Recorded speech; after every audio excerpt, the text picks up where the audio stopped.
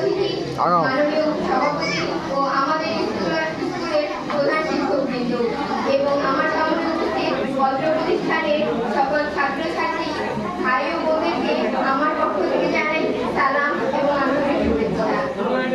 আপনারা সবাই জানেন আজকের এই বিদায় অনুষ্ঠানের মূল উদ্দেশ্য হলো আমাদের শিক্ষকগণের মধ্য থেকে একজন অবসর নিতে যাচ্ছেন। তিনি আমাদের সকলের শ্রদ্ধেয় শিক্ষক জনাব মোহাম্মদ আব্দুল জলিল সরকার। এছাড়াও বিগত সময়ে অবসর নেওয়া শিক্ষকদের জানাই বিদায়ী সংবর্ধনা।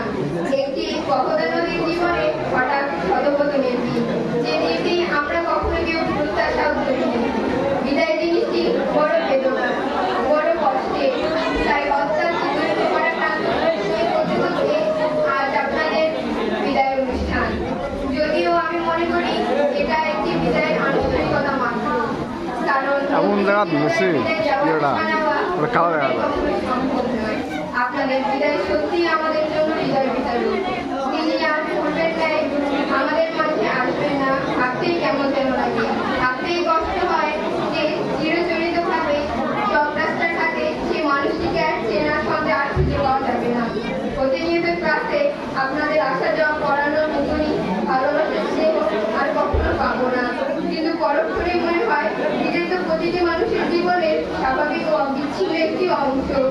তারা চলে গেলেও তাদের সঙ্গে অসংখ্য স্মৃতি মনের ক্যানভাসে ভেসে উঠবে বারবার, যা কখনো বলা যাবে না, বোঝা যাবে না হৃদয়ের পাতা থেকে। সুগন্ধি যেমন চোখে দেখা যাবে না, যায় না, ফ্রেশ ফুরোয় না, ঠিক তেমনই আপনাদের এই বিদায় বেলা স্মৃতি চাইলেও ভুলে যেতে পারবো না। Dear teacher, you may be away from me, but your teaching will never fade. তবু বলতে হচ্ছে যেতে নাই দেবো হয়, তবু চলে যেতে হয়, তবুও চলে যায়। স্যার, আপনি একদিন বলেছিলেন এ প্লাস রেজাল্ট নয়, আগে প্লাস মানুষ হও। আপনার প্রতি ছাত্রছাত্রীদের অপরিসীম ভালোবাসা ও শ্রদ্ধা দেখে মনে হয়েছে আপনি একজন সফল শিক্ষক।